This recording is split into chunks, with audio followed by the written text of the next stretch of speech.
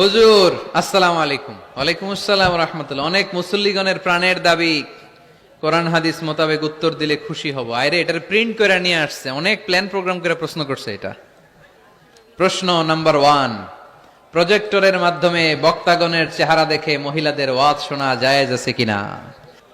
আচ্ছা আপনারা ফতোয়া দেন তো দেখি, প্রজেক্টরের মাধ্যমে যে বোনেরা আজকে ওয়াজ শুনলো এটা জায়েজ আছে কিনা? জায়েজ, এটার পক্ষে কে কে দেখি?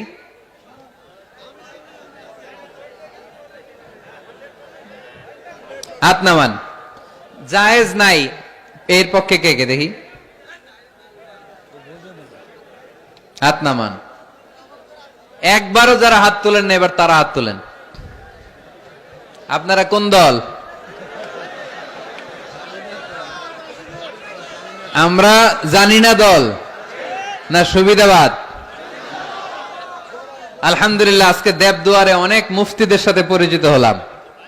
মুফতিরা ফতুয়া দিয়ে দিছে। প্রথম অর্ধেক ফতুয়া দিছে জায়েজ, বাকি অর্ধেক ফতুয়া দিয়েছে জায়েজ নাই। আচ্ছা শোনেন তাহলে উত্তরটা। প্রজেক্টরের মাধ্যমে বক্তাগণের চেহারা দেখে আলোচনা শোনা জায়েজ। আলোচনা শোনা জায়েজ ইন জেনারেল। প্রশ্ন বুঝে নেন, ভেঙে চুরে বুঝিয়ে দিচ্ছি যাতে প্যাচ না লাগে। ইন জেনারেলি প্রজেক্টরের মাধ্যমে, ইউটিউবের মাধ্যমে বক্তাকে দেখে দেখে ভিডিওতে আলোচনা শোনা জায়েজ আছে।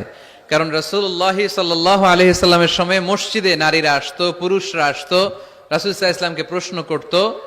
বাজারে নারীরা ব্যবসা বাণিজ্য করত, একে অপরের সাথে কথাবার্তা হতো, এটা জায়েজ। একটা পুরুষ যদি একটা দোকানে যায়, ওখানে নারী ব্যবসায়ী তার সাথে কথা বলতে পারবে, কিনতে পারবে। একটা টেইলার্স এর দোকানে যদি কোনো নারী যায় কাপড় কেনার জন্য, সেখানে পুরুষ ব্যবসায়ী তার চেহারার দিকে তাকাতে পারবে, কথা বলতে পারবে, যদি হেজাব পরে থাকে, শুধু ফেসটা খোলা, ফেসটাও ঢেকে রাখলে আরো ভালো। তার মানে পাবলিক প্লেসে নারী পুরুষের জরুরি প্রয়োজনে চাহনি, কথাবার্তা, এটা জায়েজ আছে, এটা জায়েজ। তাহলে প্রজেক্টরের মাধ্যমে বক্তাগণের চেহারা দেখে মাহফিল দেখা এটা জায়েজ। সমস্যা কোথায়? সমস্যা হচ্ছে কোন নারী যদি কোনো বক্তার চেহারা দেখে অন্য কিছু ফিল করে, সে যদি তার প্রতি আসক্ত হয়, শুধু ওই মহিলার জন্য না জায়েজ। ওই মহিলা ভিডিও দেখতে পারবে না, ওই মহিলা অডিও শুনবে, ওই বক্তার অডিও আলোচনা শুনবে।